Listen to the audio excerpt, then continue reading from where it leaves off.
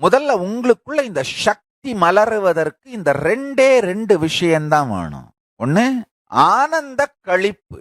வாழ்க்கையில் வரப்போவது எதை பற்றியும் எதிர்மறையான எதிர்பார்ப்பு இல்லாமல், இப்படி ஆயிருமோ, அப்படி ஆயிருமோ, இப்படி போயிருமோ, அப்படி போயிருமோ அப்படின்னு இல்லாம, பரமசிவனே என் பக்கம், எவன் வந்தா என்ன, எவன் போனா என்ன, சிவன் இருக்காண்டா அப்படிங்கிற ஆனந்த களிப்பு.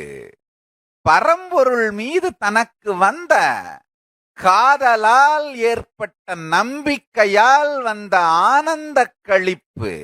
எனக்கு அதேதான் நடந்தது. இப்போ இந்த நவக்கிரகங்களை வைத்து, நட்சத்திரங்களை வைத்து பிரபஞ்ச அறிவியலை அருணகிரி யோகீஸ்வரர் எனக்கு சொல்லி கொடுத்துட்டு இருந்தப்போ, அவர் பரமசிவன் தானா பரமசிவன் இல்லையான்ற சந்தேகம் எனக்கு இல்ல.